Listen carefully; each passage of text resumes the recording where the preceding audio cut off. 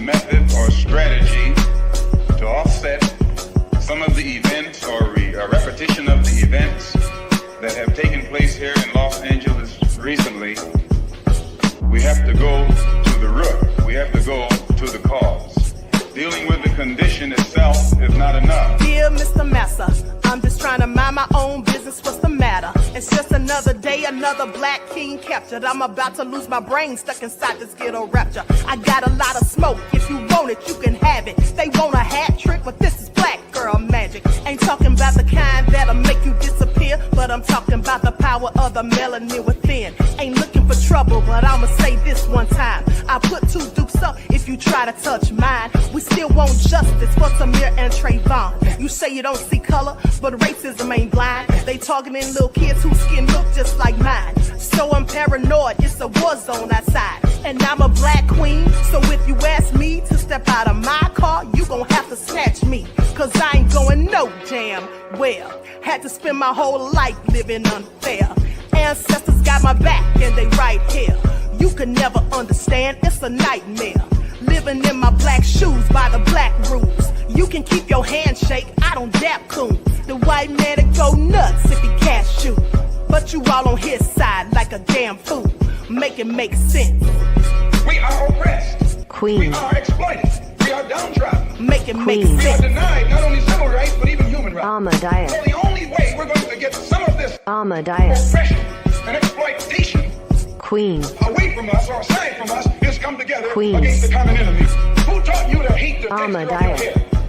Who taught you to hate the color of your skin? Ahmadiyyah. Parents, pay attention to the books, the school system, even to your little children. Lies mixed with wisdom. His skin too bright, so he was blind to the prison. My skin just right, so I collide with division. You trying to pray to God, but we tired of religion. No savior saving, we got to save our savings. We used to pay miss, how we gon' make the slave rich? But who's to blame, and tell me why you complaining?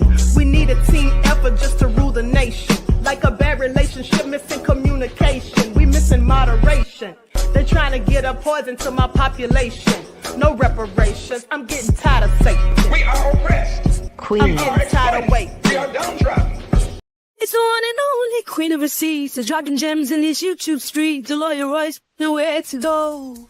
Tune in for the infamous morning show, giving the news that you need to know. So don't you dare miss the wake up call. Then in the evening, I got all for y'all. Get your dose of daily vitamins.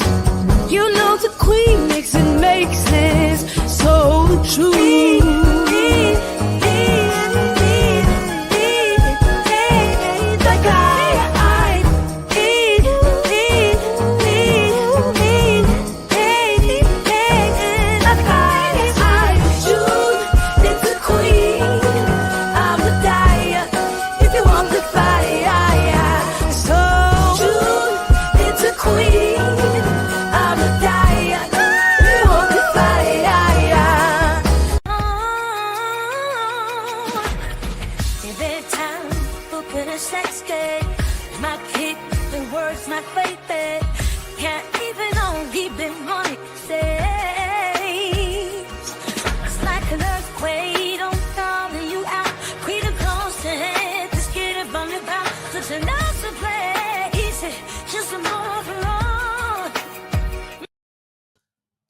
All right. Hello, everyone. Thanks for tuning back in once again to the original Queen Ahmadiyyah Shakur show. I'm your host, Queen Ahmadiyyah Shakur, and this is your daily vitamins. So as you're coming in, please feel free to go ahead and subscribe to the channel if you haven't done so already. Be sure to click that notification bell and click the word all so you're notified each time the Queen Goddess goes live.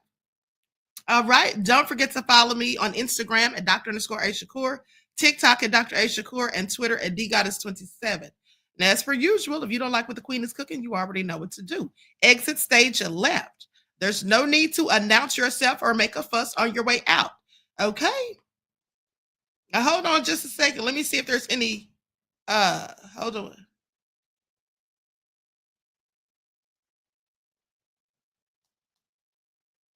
All right. Making sure I didn't miss anything. Y'all know I love to get my receipts. Okay, so that all being said, let's get into it. Thank you, We Next, aka DSB, beloved, for your contribution to the channel. Peace, love, and blessings to you. And this stream is being sponsored by We Next, aka DSB. All right. So shout out to him. Okay. And so with that all being said, thanks again, beloved, and let's get into it. Now, before we get started, let's have a brief word for my sponsor after I see who all is in here. Okay. Giggle said I could not get that song out of my head the other day. Good. That's the point. Okay, Anita Harrell, Leon Gardner is here. Miss J, Buckhorse DC, Terry Hinton said, Queen, loving your look. Thank you. Dragon Lily, above all that drama. Okay, Auntie Leah is in the house. Said, I slid to the live like I was sliding for King Von. I miss King Von. I absolutely loved him. Okay, Terry Hinton is in the house.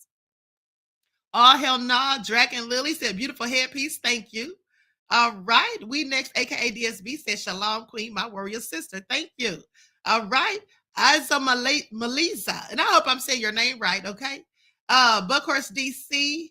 All right, Eagle Eyes is in the house. Most hated bronze flat power god, Sir Bad is here. Philly checking in. All right, shout out to Philly. Okay, so with that all been said, let's get into it. Everyone, please like and share. Hey, Valentino says, Queen, I love your outfit. Thank you, beloved. All right, Danny Joe is here. Lovely headpiece, Queen. Thank you, beloved. All right, Trisha, let's get it started. Deronda.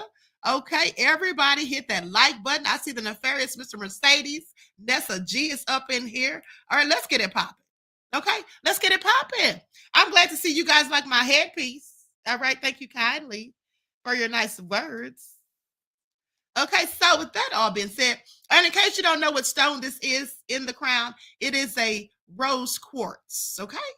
It is a rose quartz. But with that all being said, let's get this party started. Now, before we do, I'm going to be doing a reading of a chapter of chapter 22 of the book called Dancing with the Devil, How Puff Burned the Bad Boys of Hip Hop. Okay. And so we're going to get into it at the end of the day. And then we're going to hear what Kirk Burrowes had to say on his side of the story. All right. And so likes up, everyone, please like and share. Remember, it doesn't cost you anything. That's how you can support the stream for free. But let's have a brief word from my sponsor before we get into it. Do not buy 12 Tribes on Earth hair growth oil and hair magic elixir unless you want super healthy, gorgeous hair that grows. They have a whole line of amazing hair growth products, including hair growth leave-in conditioner spray, hair growth shampoo, hair growth spray, and hair growth butter. I'm starting to sense a theme here. They include quality natural ingredients. They smell amazing, and you can see the results for yourself. So if you're looking for healthy hair growth for your natural or relaxed hair, try 12 Tribes on Earth today.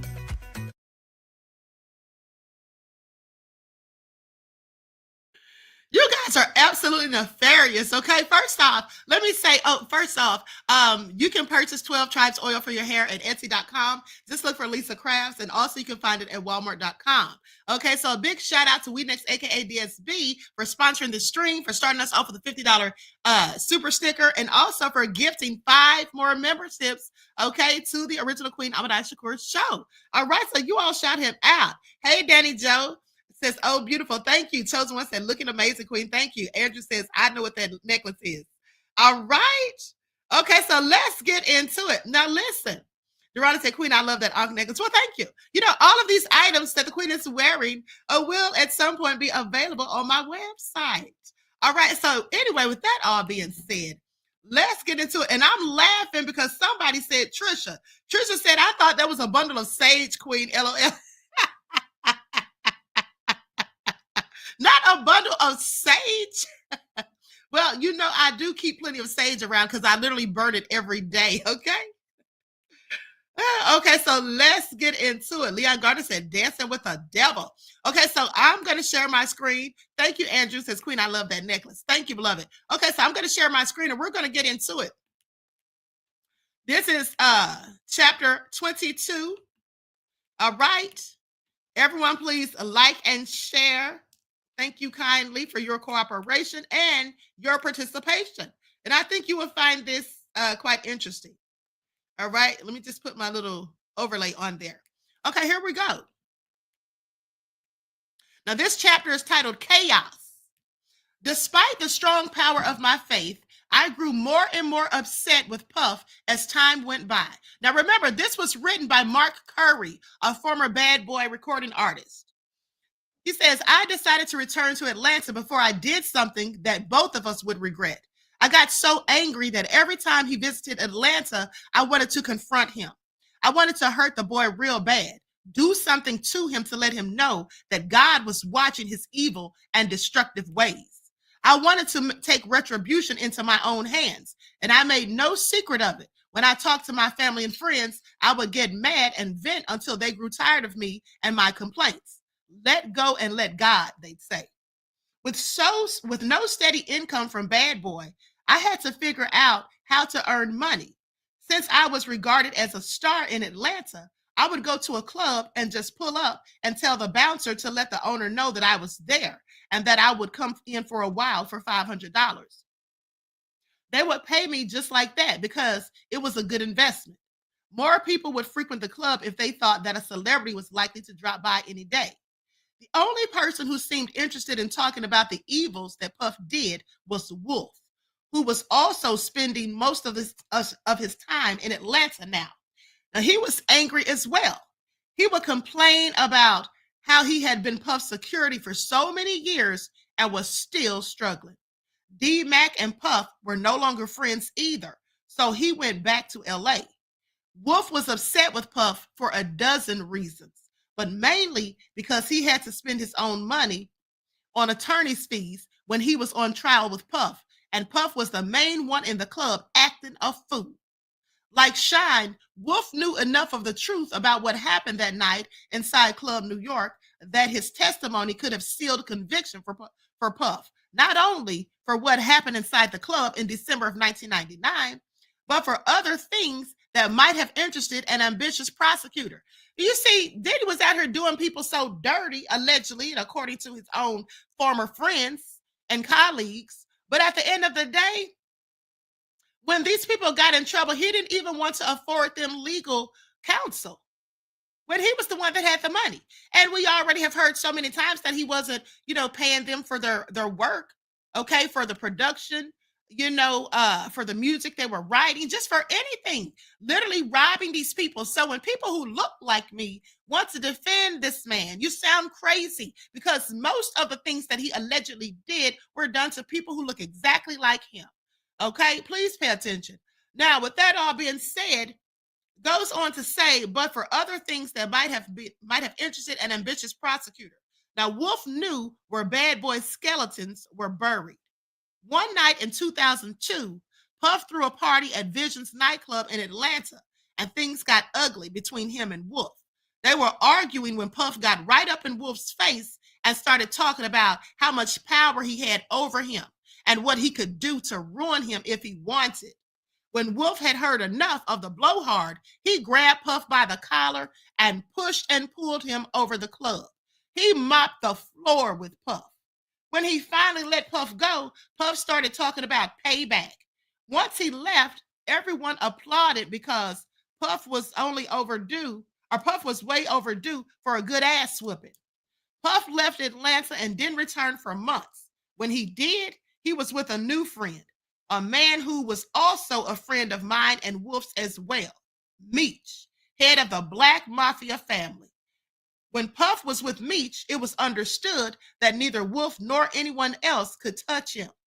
Meech had just started his own record label and was relying on Puff to educate him. For his 2003 summer vacation, Puff rented a 181-foot luxury yacht once owned by Christina Onassis. He paid $40,000 per day. I wasn't invited, but friends told me all about it. Isn't that something? Didn't invite his own artist. Meech and others, accompanied by Meech and others, he sailed the waters of the Mediterranean. Puff and Meech were shooting the breeze one day when Puff started bragging about how much money he had made, or how much money he had, and how many houses he had, and how his artist had made him rich for life. And isn't that something? Sitting up here bragging about all that he has acquired, knowing good and darn well he's taken this from artists who've worked for him, and meanwhile, they don't have anything to show for it. Okay, just low down and dirty. I want you all to pay attention. Okay, I want you all to pay attention. Thank you, Desmond. Desmond just gifted the channel 5 more memberships. Thank you, beloved. Peace, love, and blessings to you. Everyone, please shout out Desmond and We Next, aka DSB, for their kind contributions. Okay. Now, says, yeah, you have money, Meech replied with a stern look on his face, but everybody else around you is broke. Everybody around me has money. Funny thing about that conversation is that Puff was being sued at the time by the main person who made Bad Boy successful, Kirk Burrowes. Burrowes had been forced out of the company in 1998, but had remained quiet because Puff promised to make things right. After 5 years of waiting, Burrowes concluded that Puff had been lying to him all along. Now, in July of 2003, a lawsuit filed in New York, Burrowes revealed for the first time how Puff had come into his office 7 years earlier wielding a baseball bat. Burrowes stated that as attorney Kenny Masalis looked on, Puff demanded that Burrowes sign his 25% share of Bad Boy over to him. To substantiate his claim of Puff's dark side, Burrowes also implicated Puff in the 1995 shooting of Big Jake in Los Angeles. The killing was done by members of a group known as the Enterprise. Burrowes charged who sought to gain power, recognition, fame, and financial gain through acts and threats involving murder, mayhem, and extortion. I just want you all to pay attention. Now, all of these allegations have been waged against Diddy for decades, but only now are we seeing the possibility of him even facing any consequences. Okay? This is absolutely why he doesn't deserve a bail, and I hope he never gets one, which he won't. Burrowes charged read that already. Now, Burrowes alleged that there was evidence linking Puff to the murder of Tupac Shakur in 1995. This charge interested federal investigators because they were already exploring Puff's relationship with Walter King Tut Johnson, the main suspect in the shooting of Pac at Quad Studios in 1994. Predictably, Puff and his high-priced lawyers dismissed the lawsuit as fantasy. Burrowes hasn't been employed for 7 years, Puff told reporters, and now he makes up a fictional story for financial gain. And the media, as usual, swallowed Puff's reply without even one person asking him why so many people had claimed in recent years to have been threatened or assaulted by the record mogul. The next 5 months passed by with procedural matters in the case. Now, so Puff went on partying as usual. Then the damnedest thing happened. Instead of launching a secret investigation to determine whether Bad Boy was a fraud factory, as Burrowes alleged in his lawsuit, the government launched a secret investigation into Burrowes. Now, see, this is what makes me further believe that Diddy was in cahoots with the feds, as has been alleged, and as the paperwork that I've shown you also said. Okay? And that paperwork says 1995. And I don't know how long he was in bed with the feds, but I absolutely believe that he was, as the allegations say. Now, instead of investigating charges that Puff was involved in crimes like racketeering and witness tampering, and this is all interesting because isn't that what he's also accused of right now, right here, okay, in 2025? So a grand jury indicted Burrowes for money laundering and witness tampering.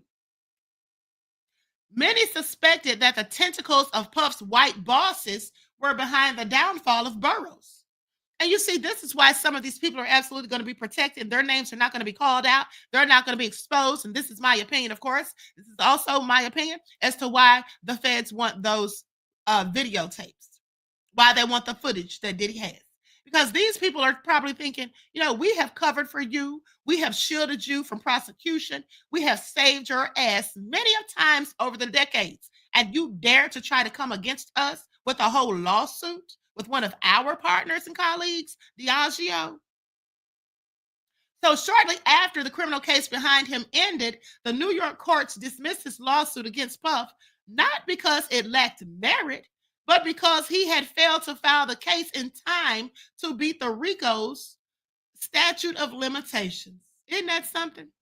Puff's amazing Teflon-coated Technicolor Dream Coat had saved him once again. And here's the thing. This type of pattern of him getting off with things, him being able to skirt the accusations and the issues and all of the nefarious things that he's alleged to have done, and some that aren't even alleged that we know for facts that he's done, okay, because we've seen the paperwork. He's been arrested and he's paid people off, okay, in the courts, mind you. I'm not talking about people that he's likely allegedly paid off behind closed doors. But this, in my opinion, all of these myriad of things are likely the explanation for as to why he continues to do foolish things even as he sits in jail, allegedly tampering with witnesses, allegedly reaching out to people like Kalina Harper, who he had no business speaking with, okay? And at the end of the day, why he likely had that meltdown. Because reality, you see, reality is finally setting in. He's now realizing that he's not getting out of there. He's now realizing that no matter how good a dream team of attorneys he has as his legal defense, that they're just not going to let him out. Him missing Christmas with his children and family, New Year's, that verified it for him. That all validated it for him. That's likely why he was having this meltdown, because he cannot believe that for once in his life, somebody is giving him consequences. For once, he's actually being held accountable.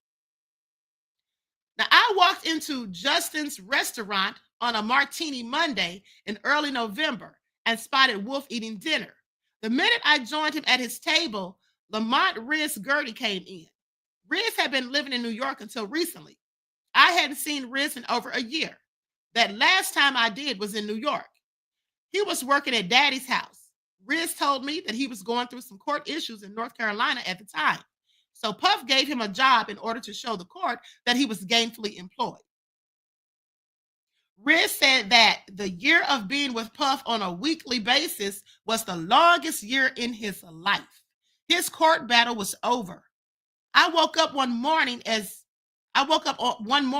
realized that I had, or as I realized is what it should say, that I had to get away from him because he was making me corny. Wolf and I laughed because we knew exactly what Riz was talking about. Puff is such a poser, that it gets on your nerves real bad if you hang around him too much at one time.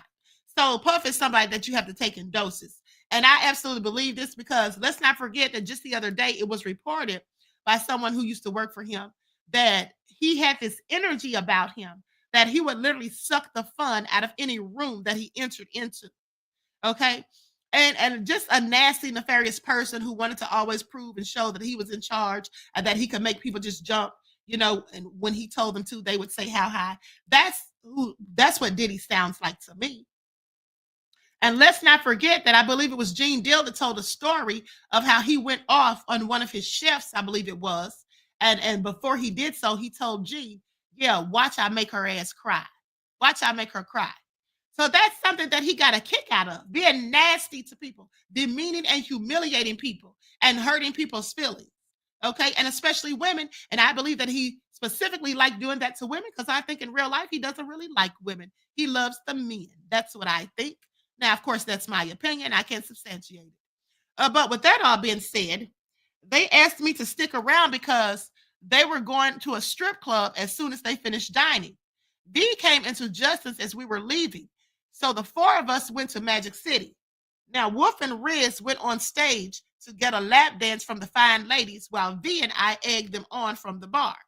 I began to feel a little out of place because at the time, I didn't have any money. And a strip club is no place to be if you don't have money. That's right. If you didn't come to party, take your broke ace home. Okay? That's what they tell them. Now, it defeats the whole purpose of being there. The women kept asking me if I wanted to dance, and I kept having to say, not right now, maybe later. Right after you've heard that about 2 or 3 times, you can best believe that means they're broke. Pay attention. Wolf and Riz were spending big money. I thought that one of them would give me a few Benjamins, but they were too busy celebrating to notice that I was broke. I finally decided to leave. I walked over to the stage and told them and shook their hands and left. Just as I was drifting off to sleep a few hours later, I heard a loud noise. It was Cooley, an old friend from LA, frantically at 5 o'clock in the morning, knocking frantically at 5 o'clock in the morning. When I opened the door, he told me to throw on some clothes because we had to leave right away. What's going on? I asked nervously. Wolf and Riz got shot, he said as he started crying. They're dead. I was shocked and choked up. I felt like I was in a trance. All the memories that I had of them played on the screen projector in my mind. I threw on an old bad boy shirt that I wear around the house, and we left. When we got to the crime scene, police were searching and bagging evidence. I just couldn't believe that they were dead. I was just with them a couple of hours ago. I kept repeating to no one in particular. He kept saying to them, I was just with them a couple of hours ago. I kept repeating to no one in particular. Now, you could see the bullet casings outlined on the concrete, and police were washing away the blood with pressured water. A reporter approaching me after noticing that my t-shirt said P. Diddy and the family. He asked if I knew the two who were killed. At the time, I didn't know what to think or say or do, so I didn't answer and just walked away. I later found out what happened. After they left Magic City, Riz went with Wolf to a gym where Wolf always worked out. They lifted weights for an hour or so and then went to another strip club called Chaos. Here was a reason why Wolf was out so late that night. Now, he was looking for his girlfriend, whom someone had told him was on the town with one of Meech's close friends. Wolf ran into Meech inside the club and asked him why he didn't tell him that his girl was running around with one of Meech's men. Damn, Wolf, Meech said. You know that you and me are tight, so why are you letting a biatch come between us? We have no business being here arguing about someone who's disrespecting you. Your girl is being disrespectful because she should have told my boy that she was your biatch. She may have been a biatch to Meech because she was an exotic dancer, but to Wolf, she was a very special lady. It was the same woman whom he had taken to Morocco and everywhere else in recent years. He was deeply in love with her, so he got offended by Meech referring to her that way, and they began to scuffle. Security rushed over, broke them up, and then ordered Wolf to leave. Now, I'm sorry, but I could understand Wolf being upset, pressed, or whatever, but at the end of the day, how are you going to be mad at someone for calling her that when in fact she's out with the next man? Clearly she is being disrespectful. So why would you defend her when she's been disrespected? You see, all of this easily could have been, avoided. Okay, my aunt said, Queen Ahmadiyyah, Goddess, Copper Crown, Quartz, beautiful. Thank you, beloved. I appreciate you. Okay, this is all so sad. This is all so sad because this absolutely could have been avoided, but some men just get in their feelings. And this is why I always say people should learn to rise above their feelings and emotions, because this is the type of stuff that happens when you think based off of emotions. So Wolf's anger intensified as he ranted outside the club. Riz tried to pursue Wolf to leave, but he was too worked up to even think about it. By this time, someone had gone inside to tell Meech that Wolf was fuming and that there might be trouble. When the club closed, Meech walked up with a group of friends to their vehicles. Wolf appeared out of the darkness and walked into the street holding 2 guns. So Meech, Wolf said, you're just going to disrespect me like that? All of a sudden, Wolf and Riz started shooting toward Meech's group. A witness said that Meech and his crew started returning fire. When it was over, Meech had been wounded twice in the buttocks. Wolf and Riz were dead. Riz didn't have a beef with Meech. Like Big Jake, he was just a friend who died over loyalty. I attended their funerals in New York, where Puff praised them as brothers and then went back to Atlanta. I regarded Meech as a good friend, and I knew Wolf and Riz as friends, so the tragedy was pretty tough on me. Meech was charged with 2 counts of homicide, but was soon released for lack of evidence indicating that he actually had done any shooting. I was in Justin's when he first got out, and the first place he came to eat was there. He was wearing a suit, so I assumed that he had just come back from court. I didn't want to leave because he would have gotten the impression that my friendship with Riz and Wolf had ended my friendship with him. He asked me to come outside and talk with him. First off, I don't feel like I owe nobody an explanation, he began as we looked eye to eye. But I know what you're going through, so I'm gonna try to set you straight about shit. Or shite. Ha! I knew Wolf just like you did. What happened that night hurt me also, but Wolf was trying to take my life. For a while, I thought that there would be repercussions, but things remained quiet. Meech's brother T went to New York and reportedly gave money to the families of Wolf and Riz and to some of their boys, not only as a gesture of regret, but also to prevent a bloodbath. Meech got upset with T about that because he felt that it was a case of an eye for an eye and a case of self-defense. Burrowes and his attorneys had a different version of what happened that night. Wolf and Riz were killed on November the 11th. Wolf was scheduled to testify before a federal judge in New York the following week in the lawsuit that Burrowes had filed against Puff a year earlier. Okay, please pay attention. Anthony Jones would have been a key witness, a lawyer for Burrowes said. I had barely gotten the murders out of my mind when I received more bad news. My mother had fallen ill and had to retire from the gas station where she had been working for 14 years. I had called her from all over the world during my travels with the Bad Boy family, and she always sounded so happy. Occasionally, she would tell me that she was having some minor stomach pains when I asked her about her health. I didn't really make much of her reply at the time. I just figured that she was saying that in order to hear me lecture her about taking care of herself. I guess all parents like to be given advice by their adult children every once in a while in order to make sure that they really are adult-minded and not still thinking like children. Now, I want you all to think about this. This man was signed to Bad Boy record label, working for Diddy, who's making all this money, bragging about how he can afford all these fancy houses, going on yachts and all of these things just to party, spending $40,000 per day. But yet you mean to tell me one of his artists, their mom was working at a freaking gas station? Please pay attention. Now, what she thought was an ulcer or periodic severe stomach ache turned out to be colon cancer. She went through chemotherapy, but complained that it was almost as bad as the disease. It made her weak, it made her fingernails turn black, and it made her hair fall out. The two things on the body that the average woman cares most about are their hair and their nails. And my mother was no exception. She was rushed to the hospital on the first day of March 2004. The doctor came out and told us that she probably had only a few days left to live. I was flat broke at the time. I knew family members would be coming into town and that many of them thought that I was wealthy because they had seen me on TV with Puff. This is a darn shame. Now, can you imagine the embarrassments of this? Your mother is dead. Family's coming in town and you haven't a dime in your pocket, but yet you're hanging around with a man who's out here spending $40,000 a day on a freaking yacht. I want you all to really marinate on that for a second and just think about how low down Diddy is. Okay, just think about it. How low down he has always been. And that's not allegedly. He's always been low down, dirty dog.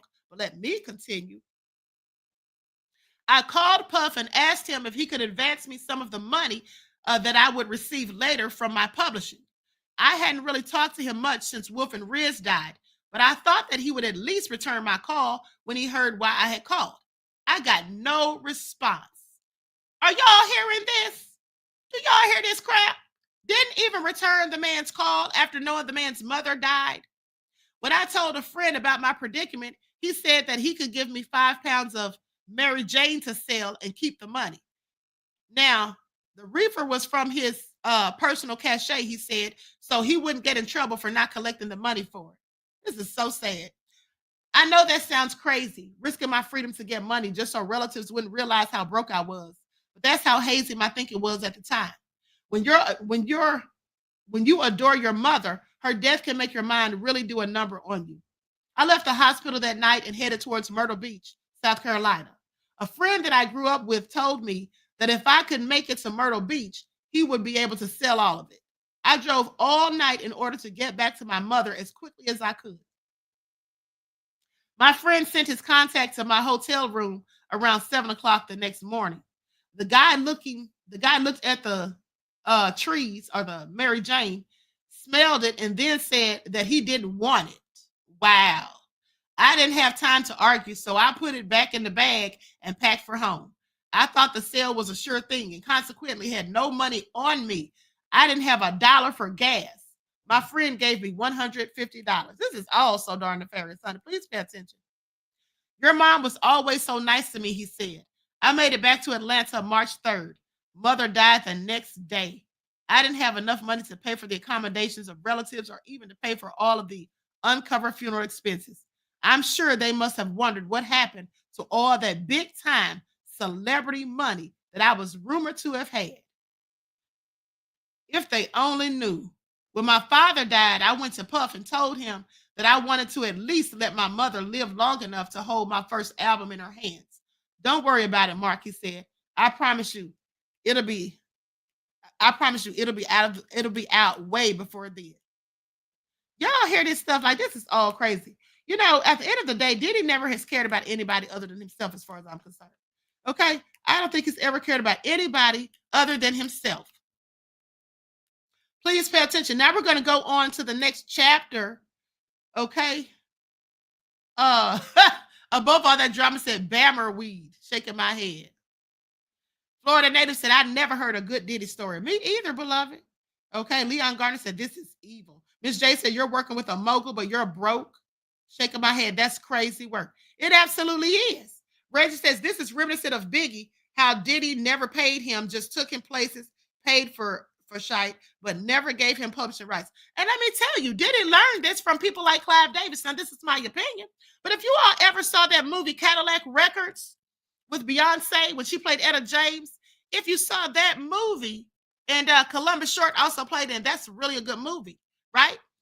The guy who owned Cadillac Records, he didn't want to pay his artists either. He would go buy them a fancy car, and that's supposed to compensate. But remember, Big Wolf, or Howlin' Wolf is what they called him, the singer, Howlin' Wolf wasn't going for it. He wanted his check. He wanted his coins. He said, I don't need you to buy me no car. Okay? He was smart. He was smart. And see, that's the thing. Diddy has done his own people the same way oppressors have done his own people. So I'm sorry, I don't have any love for him at all and never will. Please pay attention. But let's continue. Likes up, everyone, please. Don't forget to like and share. So this chapter is titled Book 'em. Bad Boy. The words hovered over my head like storm clouds, and 2004 slipped away. I wondered whether Puff remembered. Hold on, guys. Put my overlay back up.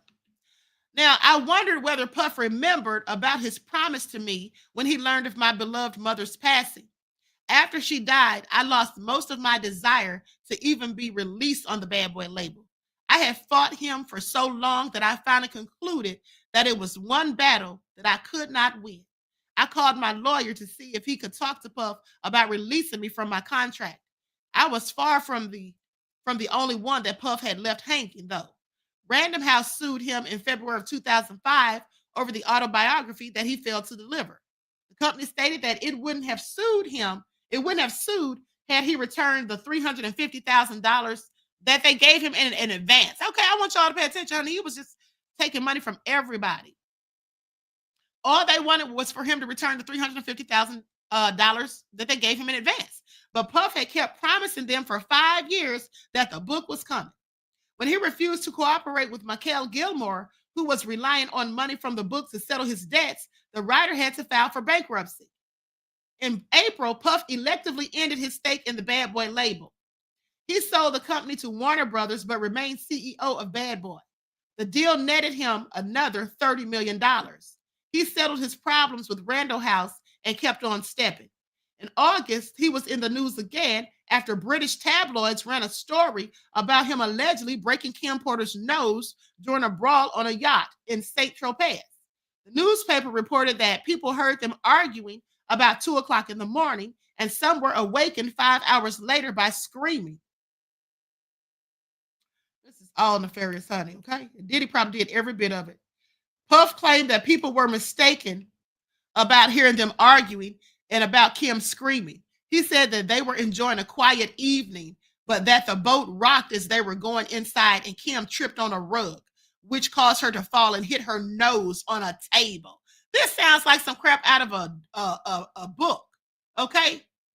Or out of a movie. So, Diddy is so ignorant, okay?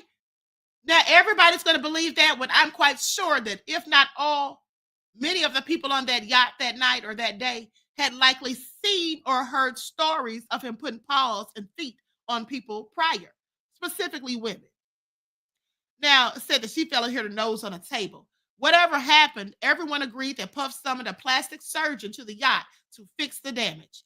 Despite all the hurt that this man had caused people, the media almost always accepted his side of the story. I started jotting down my thoughts about my life with Bad Boy, and before I knew it, I had written over 80 pages. I decided to write a book about the decade that I spent with the label, exposing the good and the bad. I told a few people about the book, knowing full well that they wouldn't tell Puff, or that they would tell Puff. Maybe he would try to deal with me fairly if he knew that I was going to air his dirty laundry. In August of 2006, I got a call from Harv Pierre. Harv said that Puff wanted to talk with me about my plans for the book. Writing turned out to be therapeutic. It helped me to remove those lingering clouds. As I finished writing it, I felt like a man coming home from doing 10 years in prison. So even though I initially considered the book as leverage, it had become something far more important. Do you still want to fight me, Mark Curry? Is how he began the phone conversation. Do I still want to fight you? What makes you think I ever wanted to fight you? I don't want to fight you. About 7 people told me that you weren't effing around with me no more and that you gonna write a book to tell people about how I treat my artists in shite. I don't know whether to punch them in the face or what, because I know they're lying on you. Ha! Y'all hear this? Diddy said, because I know they lying on you. That was meant to tell me that he was my friend, but it also implied that people who lied on him could get hurt. He said that he was going to be doing some shows and wanted to know if I could come back on the road with him. He said that it wasn't one of those free homie deals, but rather a job with a check waiting for me each week. Naturally, I wanted to refuse, but financial problems and my faith in people prevented me from doing so. I wanted to accept the offer just to see whether he was trying to apologize for how he had derailed my career and our friendship. If he was genuinely remorseful, I even contemplated changing my mind about writing the book. That's what Diddy wanted. That's the only reason Diddy offered him a paid gig. Honey, Diddy is low down, honey. He was just running a con. That's all he was doing. We were supposed to talk in greater detail about my new gig when I got to New York. But when I arrived, he was rehearsing for the 2006 NFL kickoff and wrapping up a new album titled Press Play. When I walked into the rehearsal hall, I took a seat and studied the band that he had assembled for the event. The children were sensational. Each of them had been borrowed from someone else's band. Some were from Jill Scott's band, and some were from R. Kelly's band, and so on and so forth. I tried to make rehearsals fun by learning all of the kids' names and horsing around with them to ease the tension. That's what I do. I love to bring laughter into tense situations. Many of the band members had no money, and the kids were sometimes hungry. I would give some of them money for lunch or dinner or whatever. No one ever actually asked, but I could see who wasn't eating when everybody else was, and I could tell who was hungry. So I gave to those who had the look. They appreciated me for that. I knew how it felt to be hungry around Puff and being too awestruck or intimidated to say anything. So you mean to tell me he wouldn't even feed the kids? He wouldn't even buy food for these children that were there performing in the band? One day, Puff told me to meet him at his condo after rehearsal so we could talk things over. His condo in New York overlooks Central Park. All of the windows offered views of the park. People said that he loved that condo so much because he could see the area where his father was killed. Puff started rattling on about all of his plans for the new album, about how much he spent for the condo and everything else. He was too keyed up to even remember why he asked me asked me there. Now, after several attempts to get him on the topic, I gave up because he was trying to talk and pack for a trip to Philly at the same time. They handed out checks on last day of rehearsal. Everyone got a check but me. I asked the manager about it. Mark, he said, I didn't want to offend you by offering you what everybody else gets. I know you have a special deal going on with Puff, so I'm just waiting on him to tell me what to pay you. We went to Miami for the show. Puff and I still hadn't sat down to talk. I wanted to tell him about my book. After rehearsal the day of the show, he told me to meet him at his house on Star Island, which is about 5 minutes from South Beach. I rode my scooter over.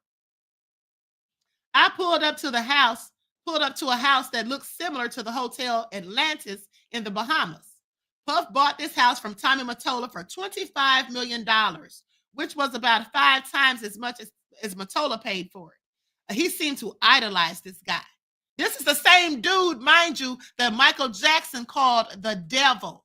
Okay, Mariah Carey's ex-husband. But Puff idolized him. What does that tell you about Puff? Well, it likely tells you that he's a devil too. Okay, it likely tells me, that's what it tells me, that he's a devil too.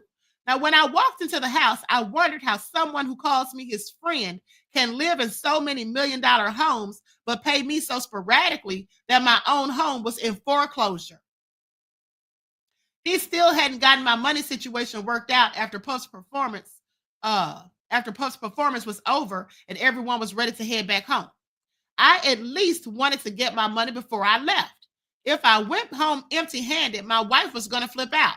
She already didn't feel too comfortable about me working with him again. The last thing I needed to do was come home as broke as I left. I had to stay in New York for 2 extra days to complete my mission. The label didn't want to pay for my hotel. What? So I had to pay for it out of my check. Before I left New York, I paged Puff one last time. I told him that I was going back and if it was possible for us to continue to work. I would appreciate it because I needed some income in order to get my life together. I told him that I was about to lose my home and that bill collectors were hounding me to death. Again, no response. I guess he only needed me to help him get through those live shows and to shore up his confidence for completing the album. Friends who didn't know how bad things were between us asked me to help them arrange a Super Bowl party in Detroit with Puff as a special guest. I wanted to refuse, but of course, I was too desperate to turn my back on it.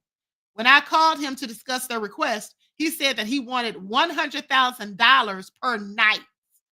After he signed the contract, I gave him a check for $200,000. Under the terms of the contract, he was supposed to appear each night for 1.5 hours from midnight until 2 o'clock. He came Friday and met his obligations. However, he arrived on Sunday at 11:15 p.m. and only stayed for 30 minutes. After that, he rushed out and hopped on a flight to Atlanta. The promoter must have spent over $500,000 for this event. They built a club in an open lot for the event and called it Daddy's House. The club was incredible. Puff was on an elevated VIP balcony that overlooked everything. At first, he and his managers doubted that I could pull off the event. They didn't believe that it could be done in the way that I had described it. When Puff walked in and saw that it was what I said it would be, he never once said thanks. I could see resentment in his eyes. Wow. The promoters of the event were from Detroit, a major city for gangsters. These guys didn't like being ripped off. So when it was time for me to get paid for bringing Puff to town, I knew that there was going to be trouble. They complained that Puff's early departure hurt their chances to collect on the money they spent to promote the event. Since I had paid Puff in advance, they told me that I would have to collect my fee from him. Let me tell you all something. See, this is all crazy. Okay, this is absolutely crazy. It's no way in the hell that I would have paid him in advance. Okay, there is no way I would have given him one darn dime in advance at the end of the day. Okay, I would have gotten my money first. And then I would have also wanted to make sure he was going to fulfill his obligations so there wouldn't be any undue drama. Leon said the devil himself. Absolutely, beloved. That's exactly what he is. Claudette says exactly. Okay, dirty devil. But let me continue. I told Deidre when I left for Detroit that I would be coming back home with at least $10,000, and now I was going home broke. When I relayed their complaints to Puff, he said that it wasn't his problem and that he wasn't giving me a dime. Wow. The same man who got this gig booked and set up for him wouldn't give him a dime. You need to get your money from the promoters. He wrote it in an email sent via his BlackBerry.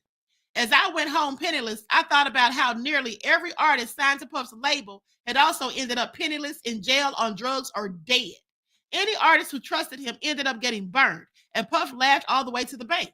If you run a check on ASCAP or one of the other websites that show who owns the publishing rights to certain songs, you will find that Puff's name appears on over 250 songs, and you will find that his name appears on over 250 songs, even though I don't ever recall him writing a single one.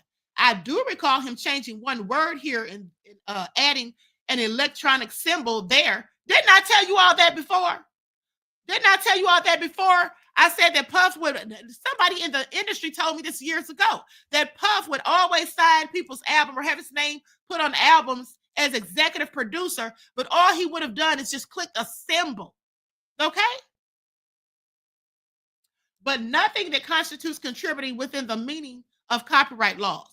Puff has victimized as many people with deceptive contracts and creative bookkeeping as his father did with drugs.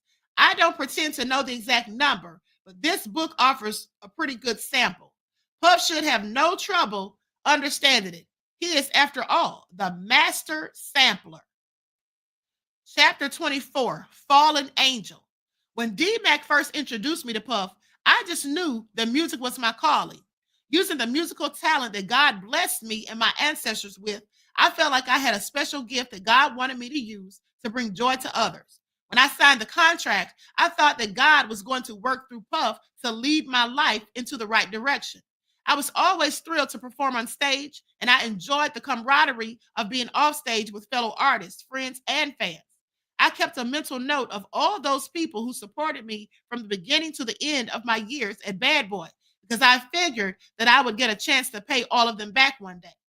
I was instrumental in saving the Bad Boy label after Christopher Notorious Big Wallace was slain, and Puff knows that.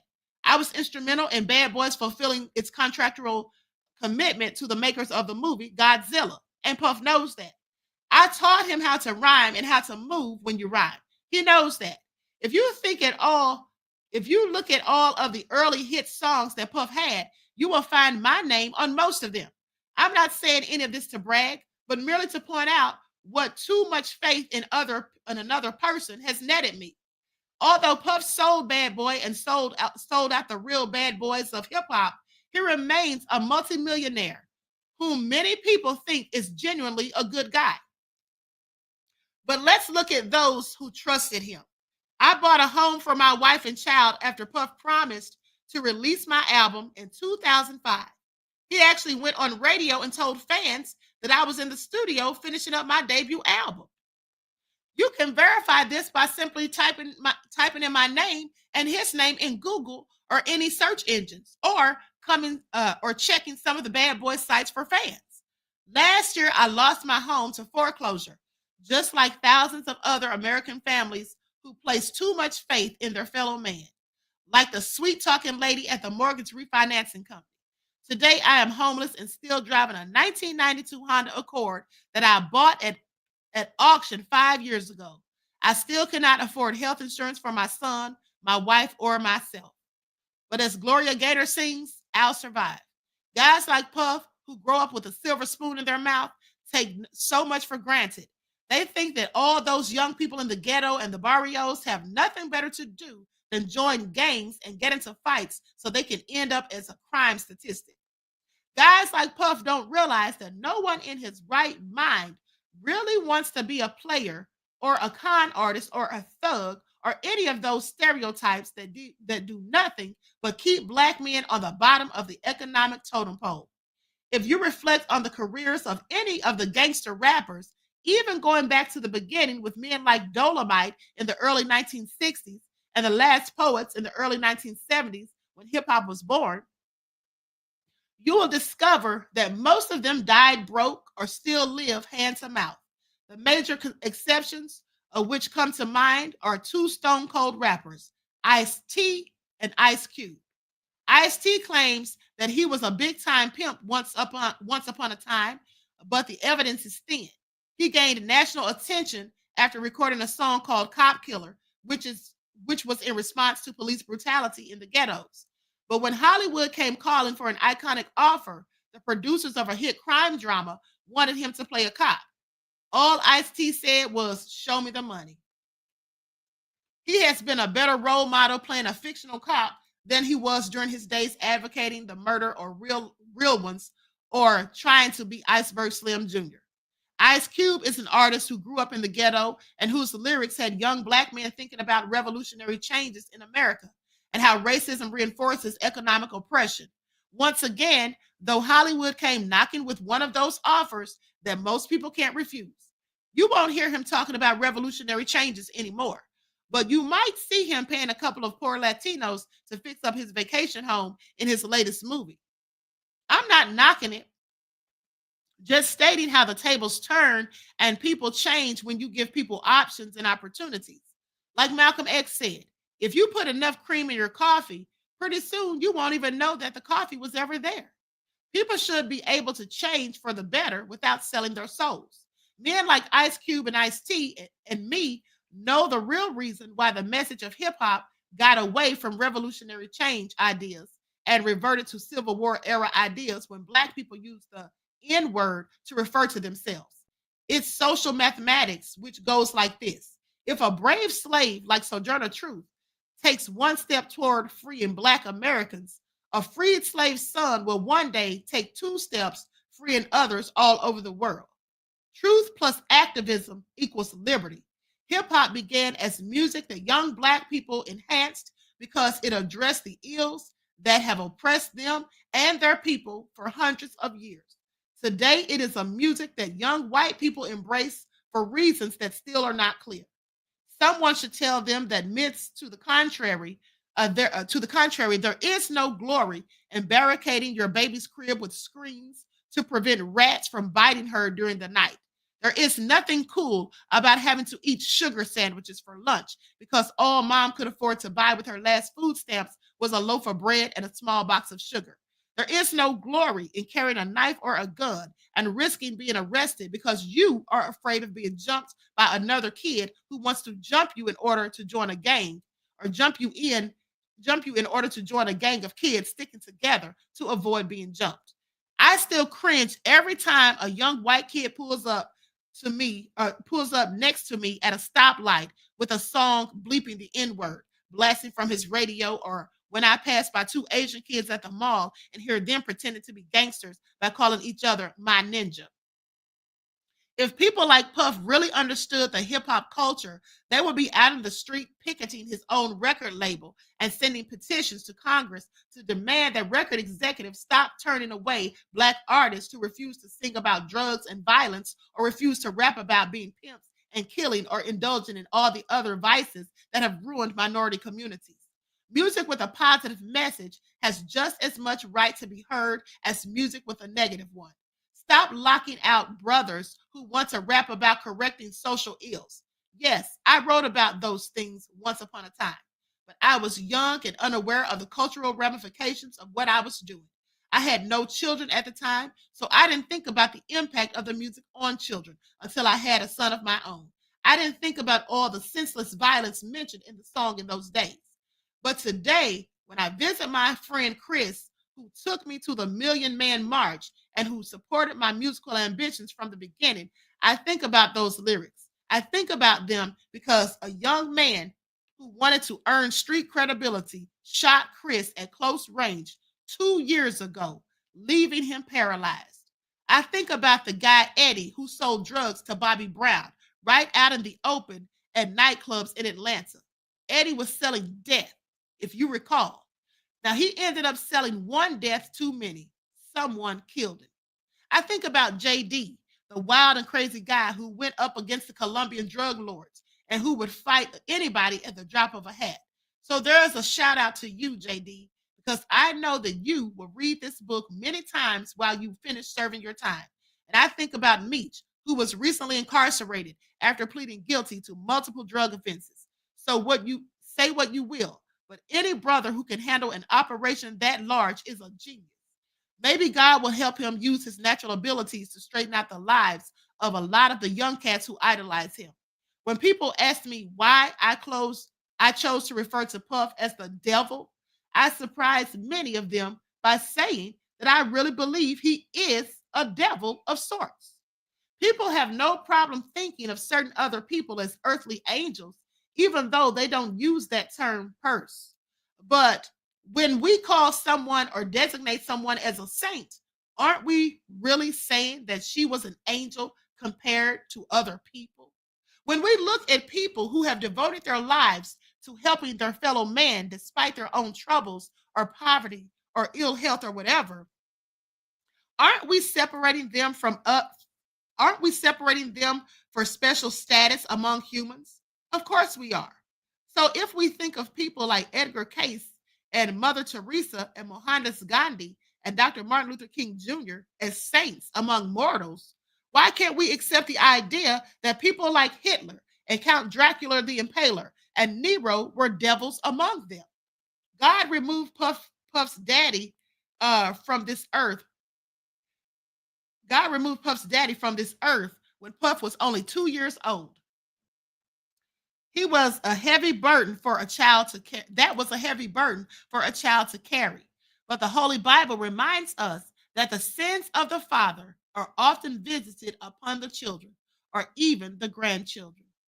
If selling lethal drugs to the desperate people of Harlem and the Bronx, Melvin Combs ruined families, or in selling lethal drugs to the desperate family of people of Harlem and the Bronx, Melvin Combs ruined families, forced people to give up their jobs in order to feed a drug habit, and deprived children of their parents due to fatal drug overdoses or lifelong incarceration. But he also blessed Puff with the means to correct the sins of his father. He placed Puff in a position where he could have shared his wealth with scores of poor, talented artists who only wanted an opportunity to escape poverty and to pull as many others as possible out of poverty in the process. Puff made us promises that made us believe God was using him as his instrument, when in fact it was Satan who was using Puff. I was always bothered by the contract that I signed with D-Mac and Puff at the start of my career. I knew something was wrong with it, but I was desperate to get signed. I didn't understand how bad the deal was until years later when I read an article in Billboard by an entertainment lawyer. In July of 1999, Bob Donnelly wrote that production deal contracts being used by Bad Boy and similar record labels were worse than the contracts signed by Black artists in the 1950s. Are y'all hearing this? Worse than the contracts signed by Black artists in the 1950s that left most of them destitute at the end of their careers, while white record company executives became filthy rich from royalties that should have been going to the artist. If you've seen the recent movie Cadillac, a fictional account which glosses over how Black singers were mistreated by Chess Records founder Leonard Chess, you have some idea of what Donnelly is talking about. A Cadillac car in exchange for millions in future royalty payments is a deal designed by the devil himself. The production agreement is the single most regressive and anti-artist contract introduced in the music industry during the last 2 decades, Donnelly writes. While the days of cheating unsuspecting bluesmen may be over, I'm sorry to say the days of ripping off naive rappers and hip hoppers is in its ascendancy. The only difference is that this time it's often Black managers, producers, and record companies who are taking advantage of Black artists, frequently with the assistance of white music lawyers. Donnelly spells out what happened to me, G-Dep, Shine, Biggie, Black Rob, and all of the other poor Black men who trusted Puff and his rich old white lawyers.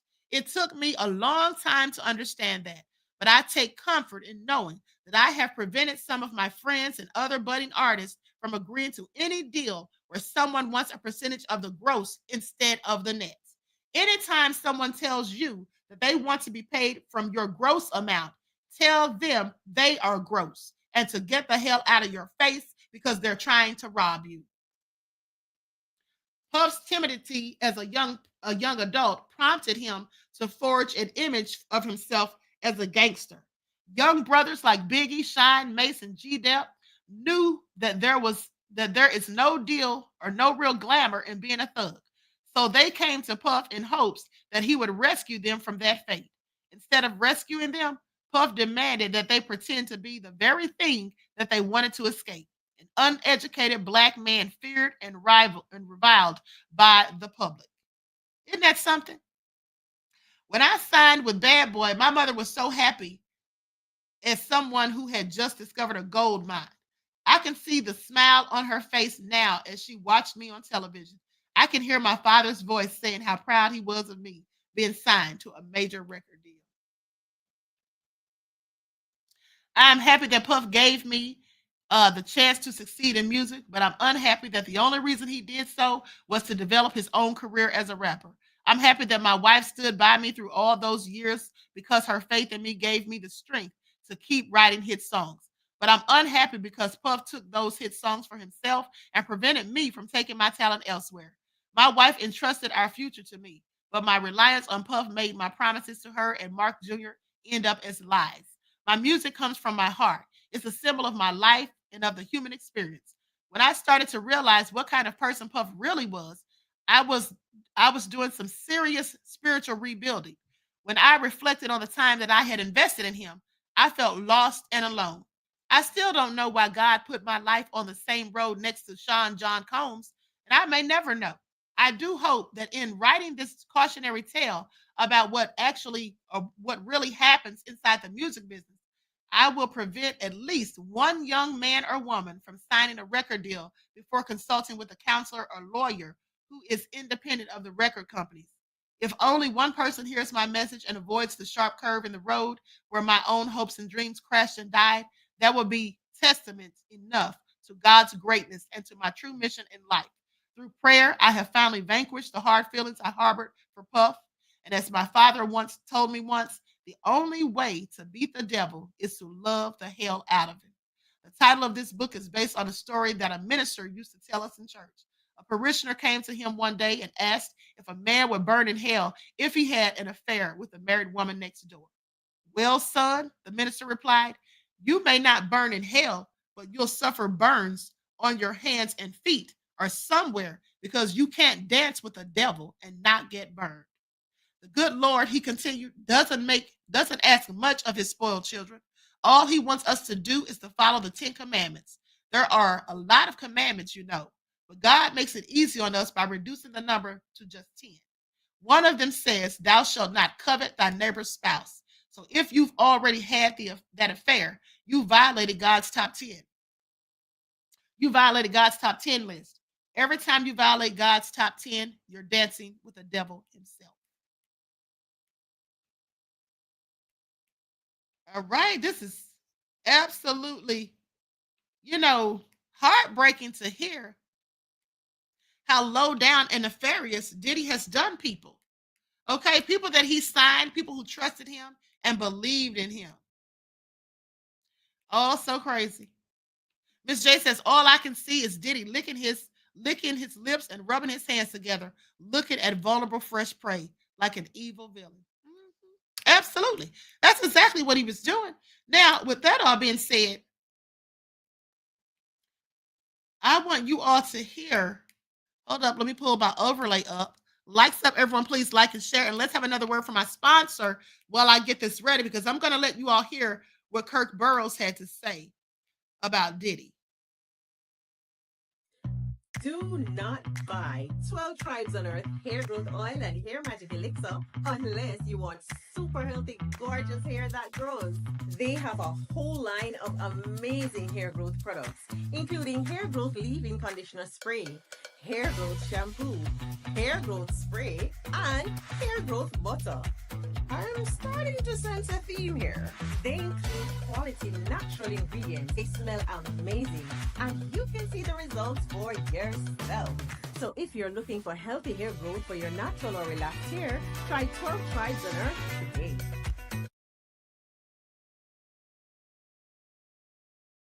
That all been said, don't forget that you can purchase 12 Tribes oil for your hair at Etsy.com. You can also just look for Lisa Crafts, and you can also find it at Walmart.com. Okay, so with that all being said, let's get into it. Like stuff, everyone. Please don't forget to like and share. Okay, thank you in advance, beloveds. That's how you can support the channel absolutely for free. Now I'm going to put an overlay on here. I'm going to put an overlay on here because I don't have permission to use this. Okay, there we go.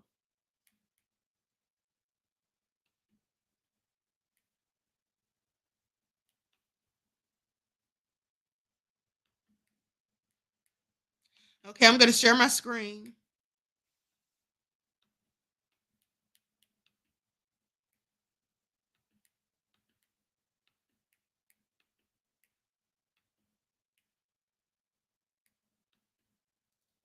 Diet is more than just a diet.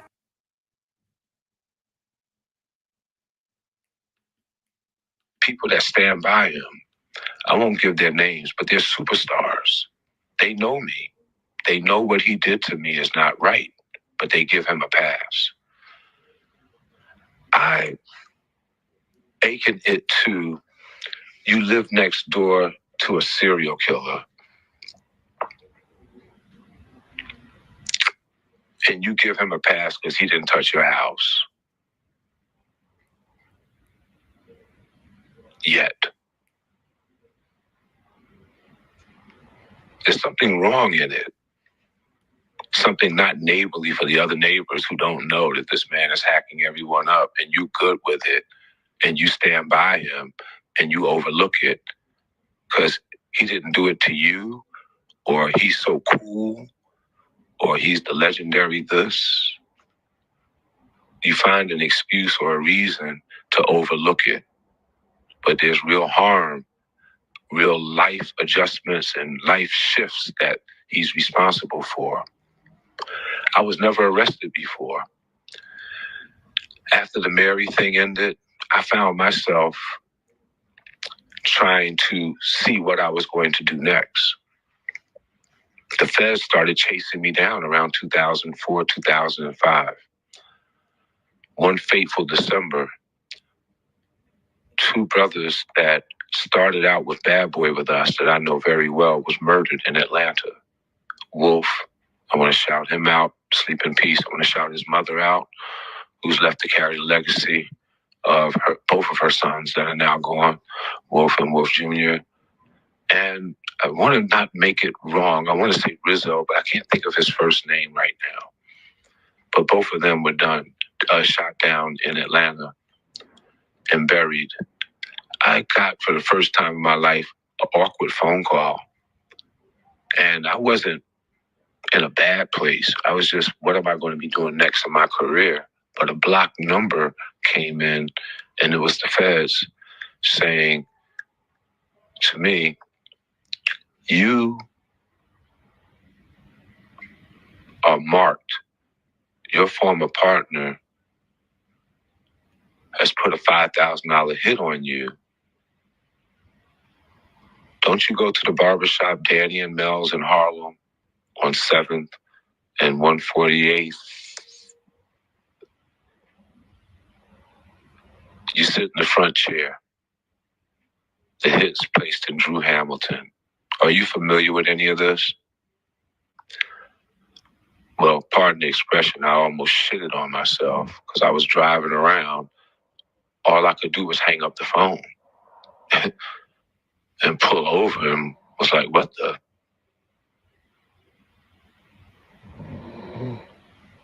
Then they hit me again. And they said, you're aware that two of your friends were murdered in Atlanta, right? And I hung up the phone again. Then I was like, I got a problem that I don't even know what I have. We have to rewind a little bit. When I saw Sean in the video for No More Drama, I realized that somehow he got me out of my Mary situation. Because Kenny Marsalis, being his lawyer at Bad Boy, and now becoming the lawyer with Mary, They got me out, cut me loose, nothing else attached. And that's Kenny Marsalis, the same person who took the 25%, ended my financial legacy with Mary. I don't understand why she chose him, because he was always a detriment to me from the last scenario. And all I did was bring good things to her. We ended with a #1 pop record, a rarity. Well, I was starting to get a little pissed at this point. Takes me a long time, if you can notice, to get aware and to be angry and to do something. Loved those people and didn't think that they were doing it on purpose. But then it looked like, okay, I'm odd man out. In the game of musical chairs, I have no musical chair. Now the feds are calling. Before they started calling me, I had to sue Sean. I finally got in touch with him in one of those calls. And I said, bro, you keep running and not having the meetings. He says, yo, bro, come get your money from the streets or you can sue me. I was like, oh, come on. Now, did you guys hear what he said? Diddy told him? Diddy said, you can get your money from the streets or you can sue me. Low down dirty devil didn't want to pay anybody, okay? Not even his former business partner. 100 Black Roak L says, just to support your channel showing. Thank you, beloved. I appreciate you. Peace, love, and blessings. Azam Eliza says, thank you. Well, I certainly thank you, beloved. Thank you for your contribution to the channel. Peace, love, and blessings to you as well. Okay, so this is all crazy. OG Patrice said, this is the voice of former CEO of Bad Boy Entertainment, Kirk Burrowes. Yes, thank you for putting that in the chat, beloved, because I see some people came in late and they were wondering who was speaking. That's who that is. Okay, so let's continue. And he hung up the phone and he meant it. I thought for a minute and I said, damn.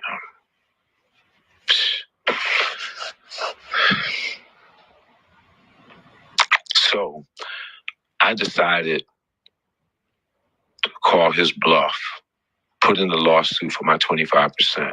It really did happen where he took my stocks. Him and Kenny Marsalis actually took the stocks from me. So I said, I'll file for my 25%. I filed for the 25%. And that's a long process. They fought hard.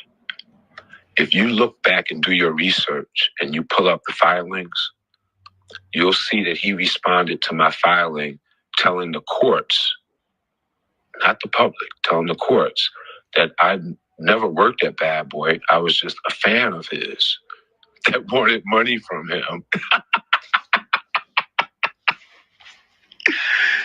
It's all in the paperwork. You can't make this stuff up.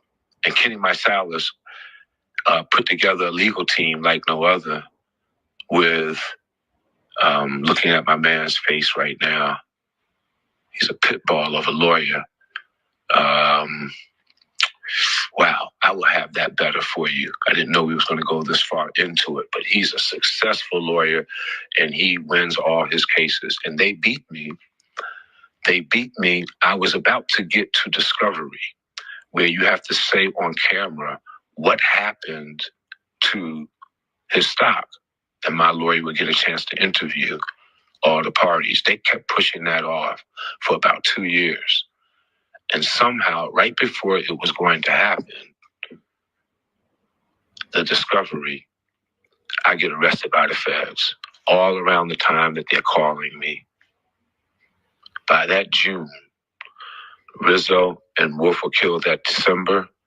By that May, they had a secret indictment on me. That June, they came to my house and they arrested me and took all of my, all the evidence that they took out, which turned out to be about 30-something boxes worth of evidence, primarily something that I've done as a habit from ABC, Orion, Bad Boy, Mary, even to this day. I write everything down that I do. I start off with the month, the day, comma, the year, and the day of the week. And I list everything down, sidebar notes, check-offs. If I spent money, I put that there, save all the receipts.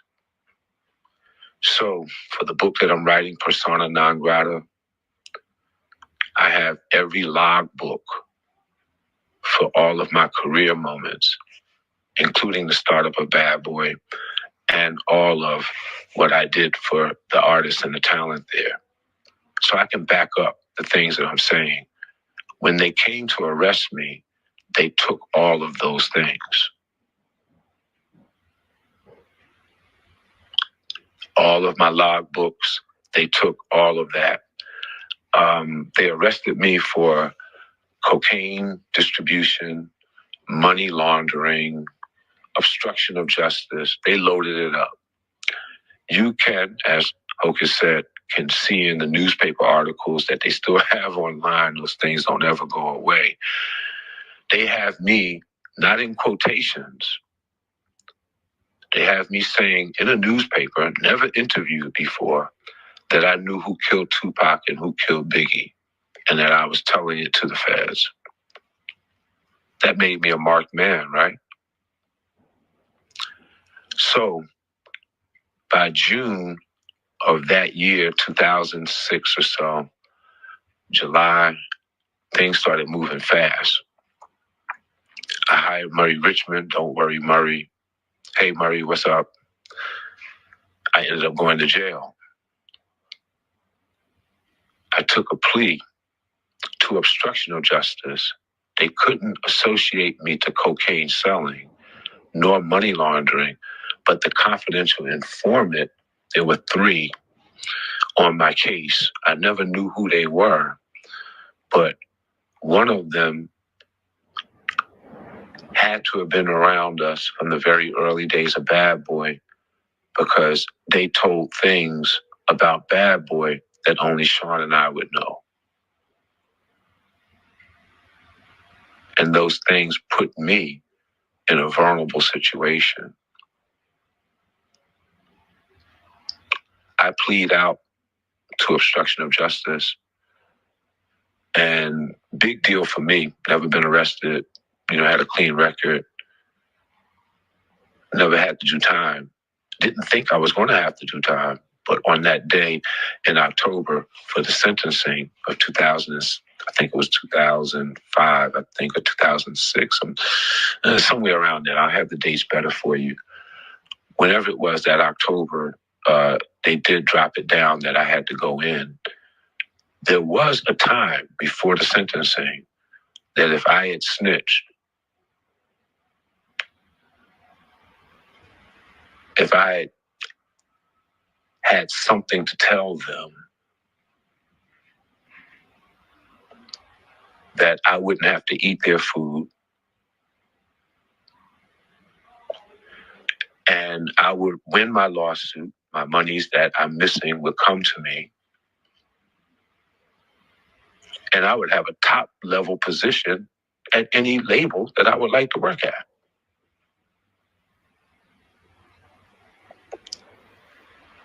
And I did not take that. I went in for 6 months and then came home with an ankle bracelet for 6 months. Okay, so you all heard that. That is absolutely low down. Okay, Diddy is the devil himself. He is absolutely the devil himself. This man, because he was suing Diddy for what he was rightfully owed, mind you, this man ended up going to prison. And I'm quite sure, now this is my opinion, that Diddy absolutely had everything to do with it, okay? Everything to do with it. Now, 100 Black Rock L says, I got something else. If Sean Combs or Jay-Z were common hood characters, Little Money, how many of you women would go head over heels for these two rappers? Okay, that's a very good question. Okay, at the end of the day, because they both are a hot mess. They both are a hot mess, beloveds. Now, let's go to this next audio I'm going to let you all listen to. And then I have some Jay-Z information. Okay. So let's get into it. Now, this is DJ Webstar. You people, some of you may not remember him, you youngsters. DJ Webstar is the one who had that song Chicken Noodle Soup. Okay. And so this is him basically talking about how Kirk Burrowes basically is responsible for his success. All right, likes up, everyone, please like and share. I'm going to play this audio. Unlike Diddy, Kirk Burrowes was a stand-up guy, supposedly. As I said earlier when I introduced you, you put on a lot of people. You are the man behind a lot of people's success. And you in this industry, and one of them is on the stage right now. I want to shout out my brother DJ Webstar. Oh, what up, Web? He's on the stage. What's up? Cocus, what's up? Kurt, what's up, Kurt? What's up, Web? Yo, I'm sorry I'm late. I just want to share something because I'm in the mix right now. I'm in a session. I came out. I'm taking an Uber to another studio to go do something. I just want to share something real quick. I didn't hear nothing I was said. I only been on for about 5 minutes when you was talking about, Puff in the City College thing, and and you going to check with him. That's like, that's who you are. So let me just tell you something. Just my experience with Kurt. I'm hustling in Harlem. I'm selling drugs at the time. I ain't know nothing about music. I'm doing parties. I'm playing around with music. I ain't taking it serious. I make this record called Chicken Noodle Soup. The shit started blowing up. I got like Jimmy Iovine, Jermaine Dupri, on Puff, all kinds of people coming to Harlem to look for me. I don't know how serious it is, so I'm not even meeting with niggas. My partner had a relationship with Kirk, so he took me to Kirk crib. I have all types of hustling niggas in the street, like, yo, I got 20,000 for you, I got 30,000 for you. Yo, sound with me, fuck with me, let's do this music with me. I don't know nothing about music, but I'm broke at the time. I'm hustling. I ain't never had more than $2,000 in my life. So I'm about to take some money. Kurt was like, don't take no money from nobody. Just give me a week.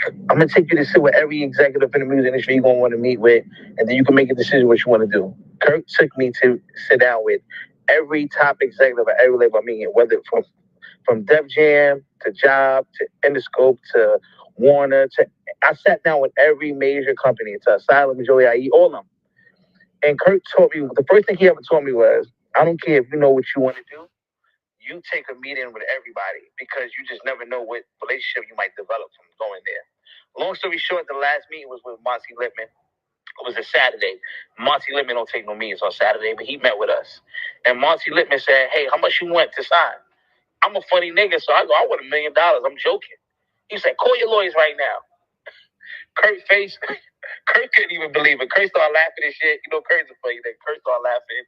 The nigga calls the lawyers. We get we do the deal. We do a deal worth like $1.7 million, right? I was getting ready to take $20,000 from a nigga in the street to sign with him a week before. Kurt saved me. Now, as I'm getting into the music industry, Kurt is teaching me everything. Yo, listen, Web, this is what I'm going to do. They going to love you, but they going to hate me because I'm going to fight for everything for you. He fought for every dollar. He fought for everything to be right with me. He fought for my name to be on certain things. He just fought. He didn't know me from a hole in the wall. He just met me. He met my mom, my grandmas. They all loved him. He taught me every single thing I learned about the music industry for years. Like nobody knew he was behind me, but he was the person that managed me from the whole beginning of my career. And to this day, we have a really, really, really good rapport. You know what I'm saying? And in the beginning, I was so young, I didn't know about the relationship with him and Diddy. All I heard was, Kurt is the man. He started, he was an uptown. He started Bad Boy with Puff. He married Mary J. Blige. Biggie used to go to his crib on Fifth Avenue in Harlem. I heard all the stories about everybody he was involved with, so I was just excited about it. You know what I'm saying? Just to work with him. But I didn't understand the whole dynamics behind everything in the background. So Kurt, he put me to the side one day. He broke it down to me, because he wanted me to make my own decision about what I wanted to do. And I was like, great. So me and Puff ended up developing a relationship on our own. I ended up being with Puff like every single day. And it was one point when, even though I knew Puff and Kirk told me the story, Kirk never really told me the story because Kirk don't like to talk. You know, Kirk got locked up. He ain't snitching nobody. He ain't doing nothing wrong. Kirk is like a gangster. You know, he ain't a gangster as far as like killing niggas, but he's a gangster as far as following the code, following the rules, doing what you're supposed to do. So he, you know, one of the rules is you don't talk too much about things you do. So he never really told me the full dynamics of everything. You know what I'm saying? So as I got older, I'm hearing stories from different people, and me and Chris having different conversations. So he then begins to explain things to me. And I think it was like 2000 and I don't know what year Puff did the Bad Boy reunion party, but I was helping Puff put the the whole, I was winning while he was doing the concert and stuff like that. And I even tried to, connect you guys at one point, Kurt. I don't know if you remember that when I called D-Rock and I put you on the phone with D-Rock and you guys, because I think you even had came by the concert one time or something like that. I can't remember if you came to one of the shows or not. I don't really know where you guys are at right now as far as, what you guys got going on or your relationship. But all I know is ever since I met you, you've done nothing but the right thing. You've always been honest with me. You told me everything I know. If it wasn't for you, I wouldn't have a career. I probably would have signed to a nigga from the hood and been back in the hood working at the post office or some shit like that. You know what I'm saying? So you one of the good niggas in the industry, and I just feel like it's time for you to finally get your fair shake and be able to operate how you need to operate. You're one of the smartest niggas to ever do this shit. You know what I'm saying? And it's not even just from my experience I'm saying this. Even from people from Puff Camp, when I was speaking to D-Rock and all these other people, they said the same shit. Like, Kurt is the man. We love you, Kurt. We love you. So I don't know what shit went wrong at. I don't know. I don't have really anything to do with that. Only thing I know is, Kurt, I love you to death, and I just want to thank you in front of everybody for everything you ever done for me. Wasn't for you, it wouldn't be no me. It wouldn't be no Tiana Teller. It wouldn't be no Young B. It wouldn't be it would be nobody who came up under my whole umbrella because you taught me how to sign these art. Not even how to sign an artist, because I didn't even sign them. You taught me how to develop a movement and a label and everything. So instead of me having just a one song, I had a whole movement, and I'm able still to operate. And instead of me just getting a deal, a whole bunch of other people was able to get careers. I don't even know if you realize how many people careers you started just through me before you even did the Mary J. Blige and the Craig Max and the Biggies and the Jodeci's and everything else you was involved with. So I just want to take the time to thank you and give you your flowers. I always say this to you, but we never was together on a platform where I was able to tell you how much I appreciate you, man, and everything you've done, man. I can't wait till you get everything you deserve. I'm with you 100%. I just want to thank you for everything, Kurt. Well, man, thank you for getting on and saying that. And wow, I so appreciate you, man. I remember the day you came to see me.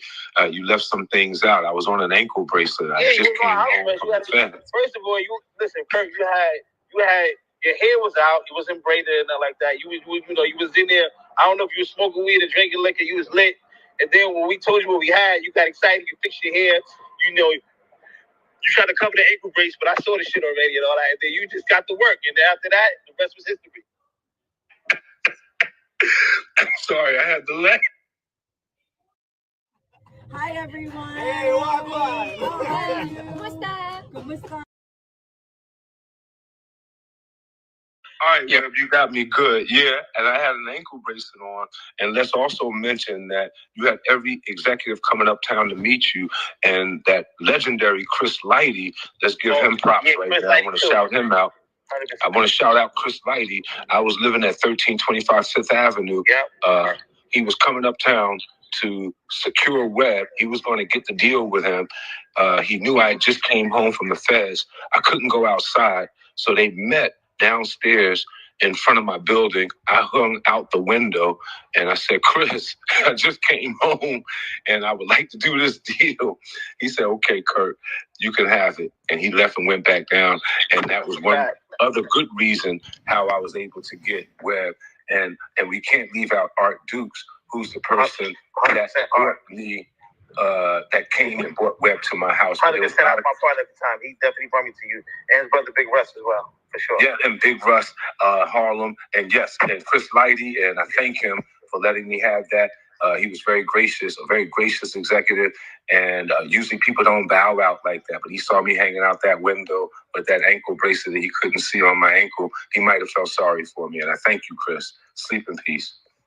I thank God that Art Dukes came to me with Webstar. Shout out to both of y'all. And I had chicken noodle soup.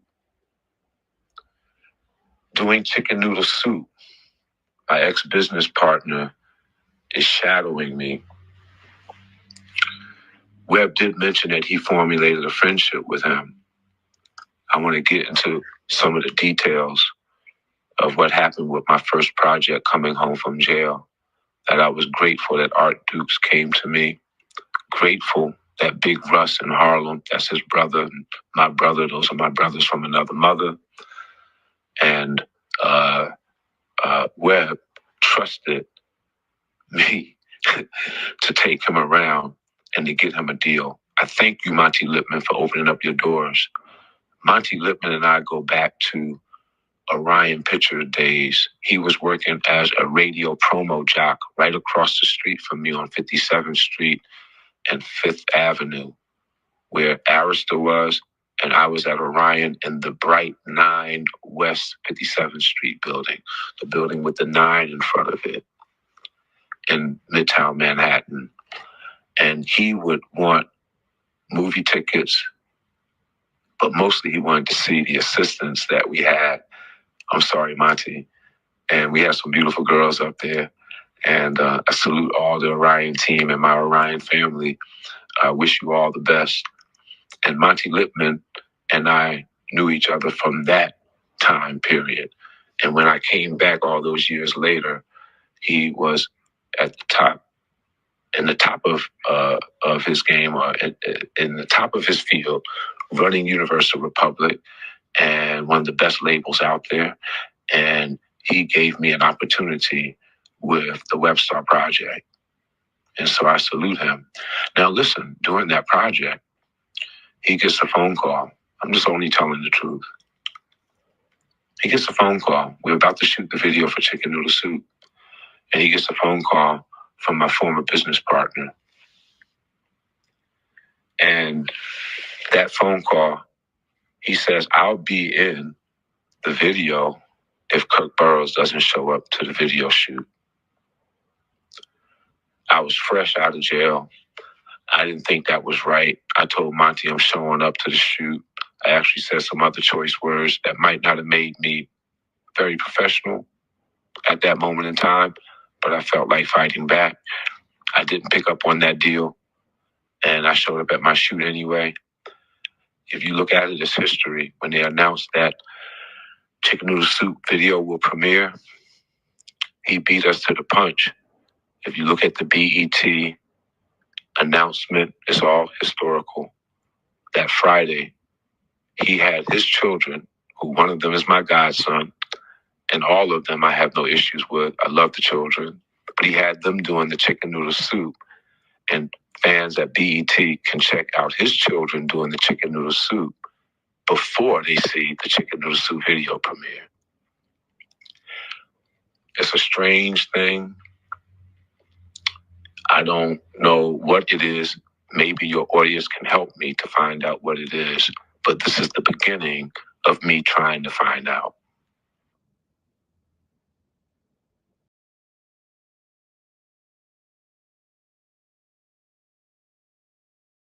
All right, so there you guys heard that. Shout out to We Next, aka DSB, for gifting a membership to the channel. And then here he is right back with another one. Thank you, beloved. Peace, love, and blessings to you. Okay, you all be sure to shout out We Next, aka DSB. Just gifted 2 more memberships to the Queen's channel. Now, with that all being said, you heard what the man had to say about DJ Webstar, what he had to say about Kirk Burrowes, who was a stand-up guy. Clearly nothing like the likes of Diddy. Okay, please pay attention. And with that all being said, now let's talk about Jay-Z, because some breaking news just came in, honey. Jay-Z's got some good news. So remember when they wanted the judge to dismiss the case? Well, this came out today. It was filed today. The court has reviewed, now this is from Judge Annalisa Torres, who some people were going in on because she wasn't saying what they wanted to hear, quite frankly, as it pertained to Jay-Z. Now it says the court has reviewed defendant Sean Carter's letter seeking leave to file a motion to dismiss plaintiff's amended complaint and plaintiff's letter in opposition. Accordingly, number 1, Carter's request to file a motion to dismiss plaintiff's amended complaint is granted. Okay, please pay attention. 2, by February the 6th of 2025, Carter shall file this motion. Okay. 3, by February 28, 2025, plaintiff shall file her opposition papers. And 4th, by March 14th of 2025, Carter shall file his reply, if any. Now, the clerk of the court is respectfully directed to terminate the motion at ECF number 55. It is so ordered. Signed, Judge Annalisa Torres. Dated January the 2nd, 2025. Okay, so you all please pay attention because Jay-Z has been granted permission to file a motion to have the case dismissed. All right, so with that all being said, likes up, everyone, please like and share. Okay, so now let's talk about the rest of it, okay? Now, this just came in also. Tony Buzbee defends alleged victim as Jay-Z's lawyers turn the screw. So the lawyer representing the woman who claims that she was raped by rappers Jay-Z and Sean Diddy Combs has defended his client after inconsistencies emerged in her claims. Jay-Z's lawyers are also arguing that the case is time-barred and should be thrown out of court. Now, I reported this to you days ago. Now, why does this matter? Well, I'm so glad you asked. The woman says that she was raped by Jay-Z and fellow rapper Combs at a Video Music Awards after party in 2000 when she was 13. A series of assault allegations against Combs add to a wider social debate about toxic masculinity and assault, especially after the rise of an anti-sexual harassment #MeToo movement. Now, Jay-Z is married to the singer Beyonce and has completely rejected allegations that he had any involvement with Combs' alleged crimes, and has launched an extortion lawsuit against Tony Buzbee, the accuser's attorney. But what you need to know is that Buzbee told Newsweek on Thursday that he had screened his client before taking her case and strongly rejected criticism that he had that he should have done more to uncover her inconsistencies. Now, I want you all to remember something, okay? Because people love to copy, imitate, and mimic the Queen's talking points. I just want you all to remember that I was the first one who told you. I did a whole live about it, okay, with it in the title, where I said Tony Buzbee was baiting Jay-Z and Alex Spiro, that Tony Buzbee had something up his sleeve.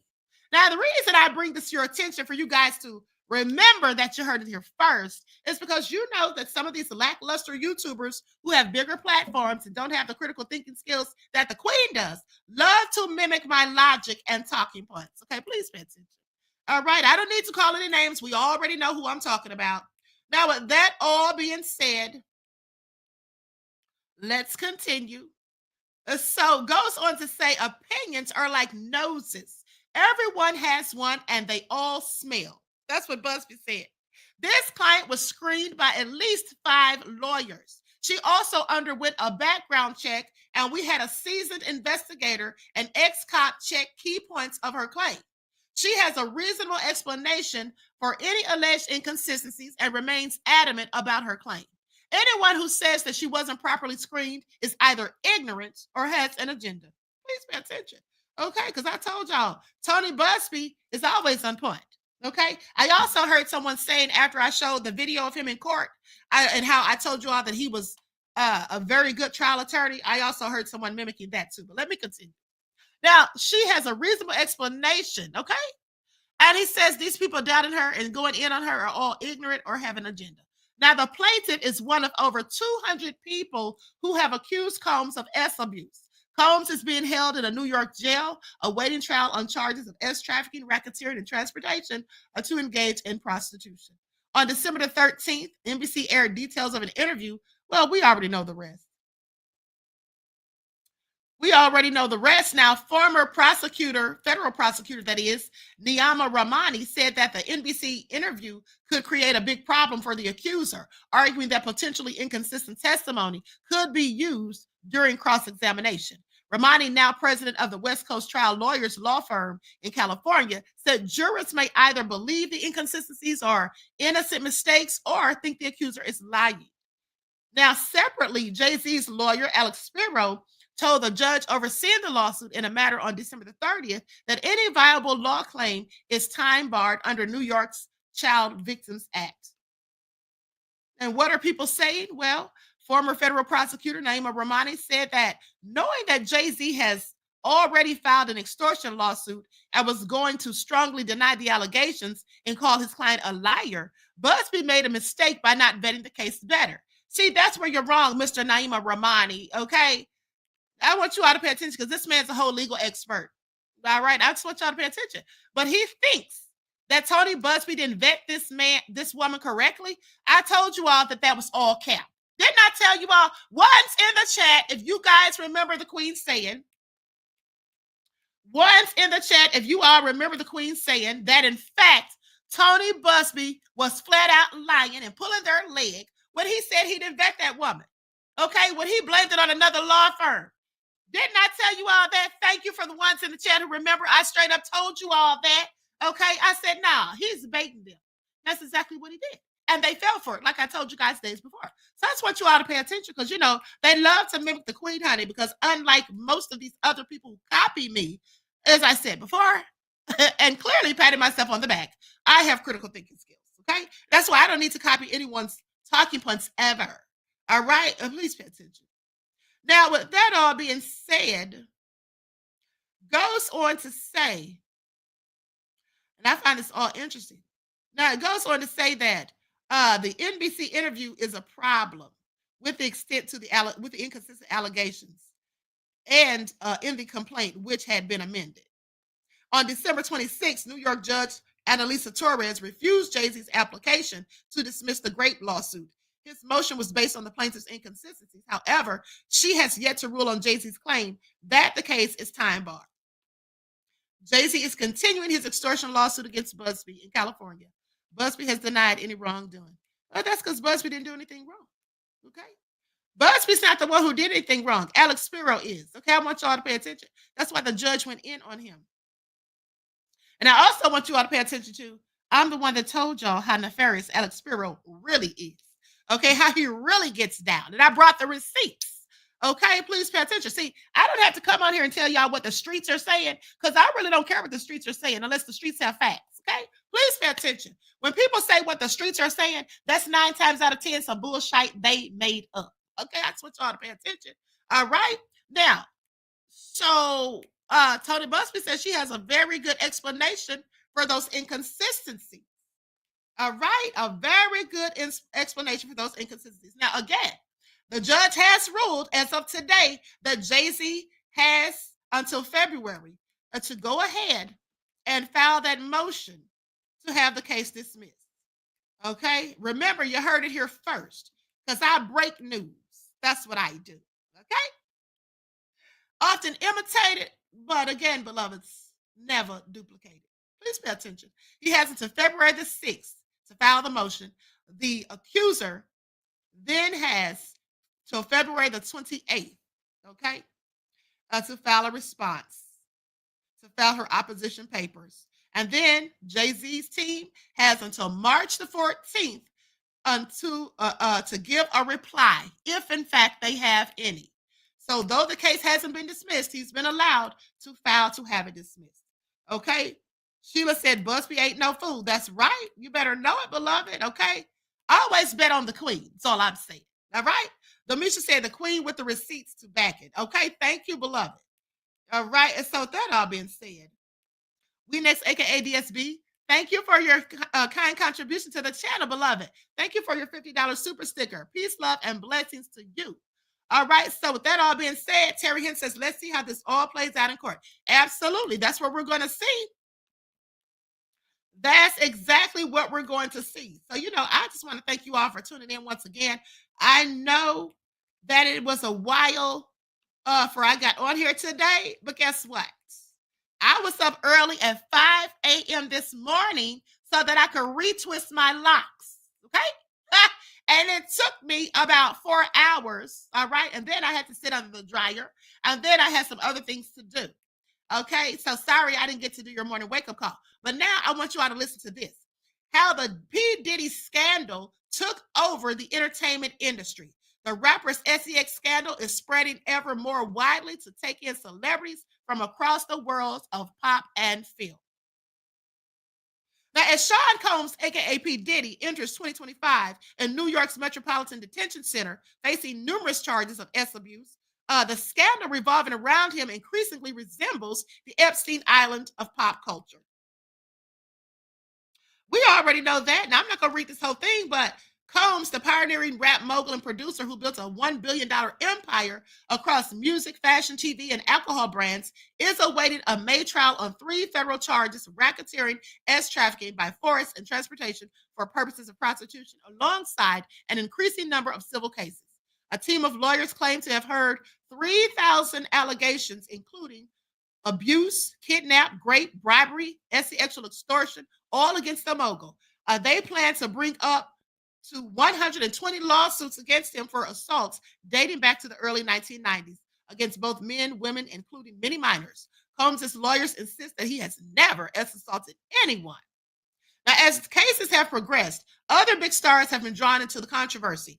The American celebrity magazine In Touch reports that the convicted felon, Derek Lee Cordello Smith, plans to call Combs' one-time partner, Jennifer Lopez, as a witness in his case. Remember, I told you guys, he said that he thinks she holds the key, to his case. So anyway, with that all being said, Combs came out filing a lawsuit. Hold on. Okay, yeah, they talk about in December, Jay-Z was accused of the incident that happened in 2005. They say Combs came out filing his own lawsuit against the prosecutors and releasing a statement challenging them to bring criminal charges. First of all, that wasn't Combs, that was Carter, as in Jay-Z. Right, Sean Jay-Z Carter. Now, they have Combs in here. Clearly a mistake. But anyway, filing his own lawsuit against the prosecutors and releasing a statement challenging them to bring criminal rather than civil charges against him. I'm a young man who made it out of the Brooklyn projects. That's what Jay-Z said. Jay-Z, you're anything but young. Please pay attention. Okay? And then he described it as absurd, an absurd blackmail attempt, saying we don't play these type of games. We have a very strict code and honor. We protect children. Well, I'd like to know which children he's in fact protected, because I have several questions. All right, so with that all being said, I'm going to conclude this broadcast. I want to thank you all for tuning in. Once again, please like, share, subscribe to the channel. If you haven't done so already, be sure to click that notification bell, click the word all so you're notified each time the Queen Goddess goes live. If you're not following the Queen on Rumble, you need to. I'm about to do a video, and I'm going to upload it on Rumble before 8 o'clock. Okay, I will post the link in my YouTube community tab as well as on my Twitter. Okay, but I got some information on that fog that everybody's talking about, and it's all nefarious, and the dirty details can be discussed on here.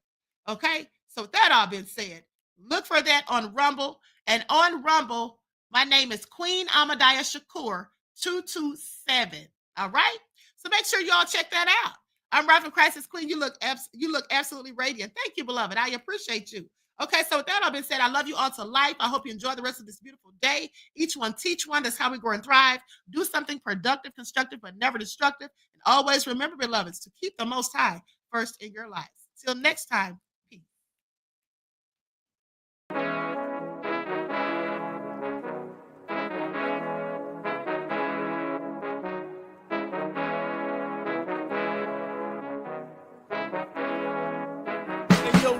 Hit 'em with that flavor. Gold all in my skin, God all in my blood, kings all in my circle. You touch one of mine and you're done. They show no love for the queen. Why you hating on me? Is it cause I'm free and I got Malcolm X in my jeans? I got dreams like King Luther, shed blood like Kunta. You ain't helping my people, I ain't got nothing to say to ya. I want all the smoke like hookah. Talking reparations, America won't be great until they give us compensation. I'm like, I'm the hottest right now. That's See right. a bunch of lames out here trying to jock on my style. They be doing too much. I'm the queen, it's too easy. It's like they all at Popeyes, how they be talking so greasy. Real slick. I just sit back and laugh while these haters get madder. So nefarious how they don't want my pockets with cheddar. I tell them they can do better. These snakes in the grass can leave a bite on your ass, cause y'all be trusting too fast. I got my foot on the gas, other one on they necks. Dropping receipts on haters, you better show some respect. I'm never facing regrets, we only facing the threats. Running through every challenge like a relay, break no sweat. It's a cold game, so I got that blanket with me. Now that my people awaken, ain't no going to sleep. I do not play by my piece. This time I'm playing for keeps. You talking slick, but when I see you like them ends, we gon' meet. And I got gold all in my skin, God all in my blood, kings all in my circle. You touch one of mine and you done. They show no love for the queen. Why they hating on me? Is it cause I'm free and I got Malcolm X in my jeans and I got gold all in my skin, God all in my blood, kings all in my circle. You touch one of mine and you done. They show no love for the queen. Why they hating on me? Is it cause I'm free and I got Malcolm X in my jeans and I got